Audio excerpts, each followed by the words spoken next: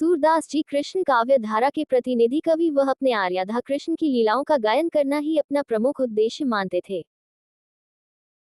उन्होंने कृष्ण की बाल क्रीड़ा और मातृभावना को लेकर सूरदास बहुत ही मनोहर और प्रभावशाली वर्णन किया है। ऐसा वर्णन किसी और कवि ने नहीं किया है। आचार्य रामचंद्र शुक्ल ने सूरदास की प्रशंसा करते हुए लिखा है, कृष्ण जन्म की आनंद बधाई के उपरांत ही बाल लीला प्रारंभ हो जाती है।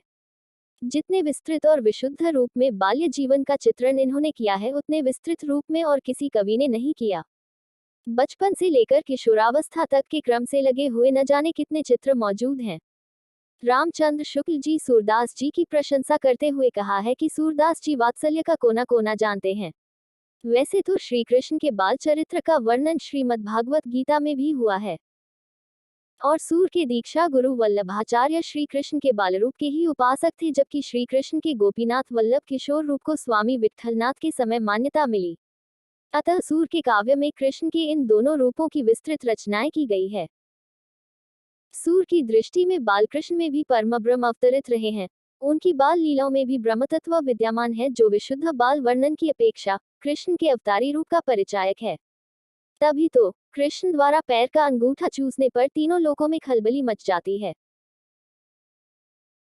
प्रभु पौड़े पालने अकेले हर्षि हर्षि अपने संग खेलत शिव सोचत, विधि बुद्धि विचारत बटबाड़ियो सागर जल खेलत बिदरी चले घन प्रलय जानी के दिग्पति दिगदंती मन सकेलत मुनि मनमीत भय भव कपित शेष सकुचि सहसो फन खेलतुन ब्रजबासन बात निजानी समझे सूर संकट पंगु मिलत।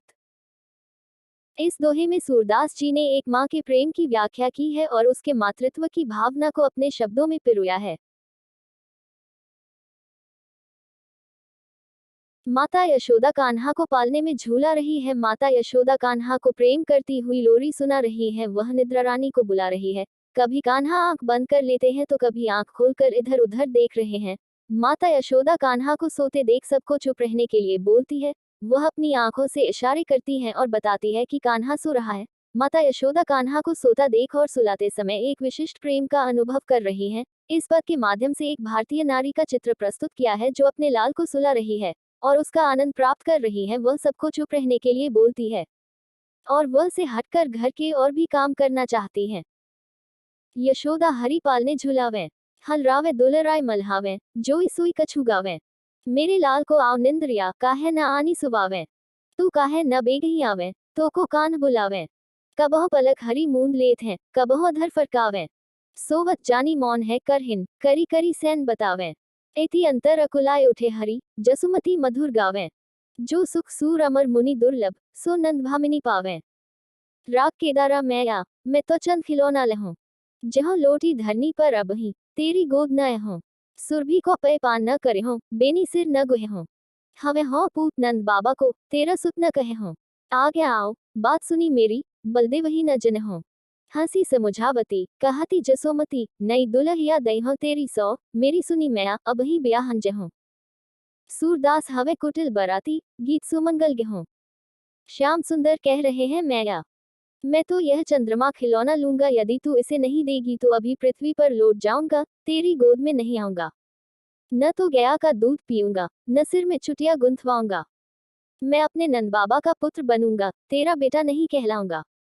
तब यशोदा हंसती हुई समझाती है और कहती है, आगे आओ, मेरी बात सुनो। यह बात तुम्हारे दाऊ भैया को मैं नहीं बताऊंगी, तुम्हें मैं नई पत्नी दूंगी। यह सुनकर श्याम कहने लगे, तू मेरी मैया है, तेरी शपथ सुन, मैं इसी समय ब्याह करने जाऊंगा। सूरदास जी कहते हैं, प्रभु, मैं आपका कुटिल बाराती बारात में व्यंग करने वाला बनूंगा और आपके विवाह में मंगल के सुंदर गीत गाऊंगा। इस पद में नन्हा से बालक के हठी स्वभाव को दिखाया है कि वह सिर्फ अपने मन की करवाना चाहता है। सिखवती चलन जसोदा मैया, अरबराई कर पानी गहावत, डगमगाई धरनी धरे पैया। कबहोक सुंदर बदन विलोकती, और आनंद भरी लेद बलया। कबहोक कुल देवता मनावती, चिरजीवहु मेरा कुंवर कन्हैया। कबहोक बल कौन टेरी बुलावती, यही आंगन खेलो दो भैया। सूरदास स्वामी की लीला, अति प्रताप बिलसत नंदरया। इस पद में सूरदास जी ने वात्सल्य का अनोखा वर्णन किया है। इस पद में माता यशोदा कान्हा को चलाना सिखा रही है। कान्हा जब चलते समय धरती पर डगमग जाते हैं तो माता यशोदा उनको अपनी उंगली पकड़ा देती है। जब वह अपने डगमगते चरणों से वह पृथ्वी पर चलते हैं तो माता यशोदा उनकी नजर उतारती है, जिसके कारण वह आनंद से जी उठती है। वह आनंद का पूर्ण अनुभव करती है और अपने कुल देवता को मानने लगती है। वह नजर उतराते हुए अपने लाल की लंबी आयु की प्रार्थना करती है। वह कहती है कि भगवान मेरा लाल को लंबी आयु मिले। वह बलराम को आवाज लगाकर कहती है कि अब तुम दोनों इसी आंगन में मेरे सामने खेलो। इस पद में सूरदास जी ने वात्सल्य, माता पुत्र के प्रेम को दिखाया है कि माता अपने बालक को बिना किसी लोभ के प्रेम करती है। सूरदास जी के लिए रामचंद्र शुक्ल जी ने कहा है कि सूरदास वात्सल्य का कोना कोना जानते हैं। सूरदास जी कहते हैं कि मेरे स्वामी की यह लीला है कि मेरे प्रभु की कृपा बढ़ा गई है। मैं या कभी बढ़ेगी चोटी, कितनी बार मोही दूध पियत भाई, यह अछू है छोटी। तू जो कहती बल्कि बेनी ज्योर, हवे है लांबी मोटी। काहत गुहत नहवावत चह नागिन सी भूई लोटी। काचो दूध पियावती पची पची, देती न माखन रोटी। सूरज चिरजीवी दो भैया, हरिहलधर की जोट। इस पद में सूरदास जी ने कृष्ण की बाल लीला का वर्णन किया है। यह पद रामकली राग में है। यह पद बहुत सरस है। इस पद में कान्हा की उस बाल लीला का वर्णन है जब माता यशोदा कान्हा को पीने के लिए दूध देती थी और कान्हा दूध पीने में नखरे दिखाते थे। तब माता यशोदा कान्हा को दूध पिलाने के लिए लालच देती थी ताकि कृष्ण दूध पी ले। कान्हा मैया से बोलते हैं कि मैया कब बढ़ेगी चोटी मेरी, कितने दिन दूध पीते हो गए, लेकिन अभी भी है यह छोटी की छोटी है। तू कहती थी कि मेरी चोटी दाव की तरह लंबी और मोटी हो जाएगी। वह कहते हैं कि तू मुझे रोज सुबह जल्दी उठाती थी और निहारती थी और मेरी कंघी करके मेरी चोटी गूंथती थी और वह चोटी नागिन सी बल खाती। तू अकेली अकेली खुद माखन रोटी खेलती है और मुझे कच्चा दूध पिलाती है। वह कहते हैं कि दाव की चोटी चिरंजीवी जिए। सूरदास जी कहते हैं कि कृष्ण और दाव की जोड़ी हमेशा बनी रहे। मैया मैं नहीं माखन खायो, ख्याल परे ये सखा सबई मिली, मेरे मुख लिपटायो। देखी तुही सीके पर भाजन, ऊंचे धरी लटकायो। हाँ जो कहत नान्हे कर अपने मैं कैसे करी पायो। मुख दधी पोंछी, बुद्धि एक कीन्ही, दोना पीठी दुरायो। दारी सांटी मुसुकाए जसोदा, श्यामही कंठ लगायो। बाल विनोद मोद मन मोह्यो, भक्ति प्रताप दिखायो।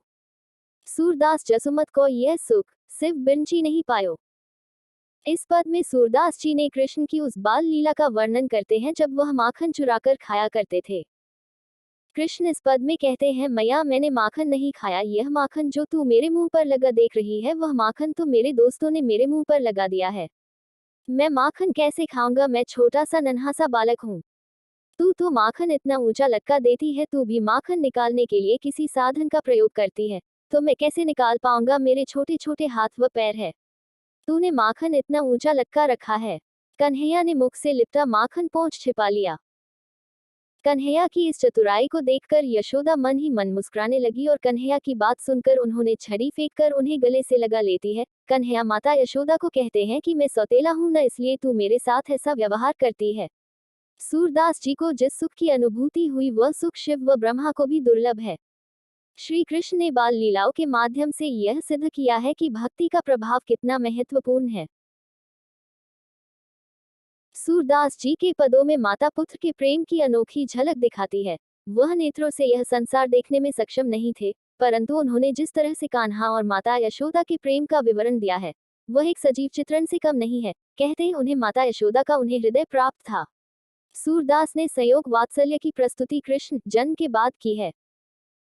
उन्होंने नंद और यशोदा के हर्षोल्लास का आकलन करते हुए कृष्ण के जन्मोत्सव का जो स्वाभाविक चित्र उपस्थित किया है वह अत्यंत लौकिक है।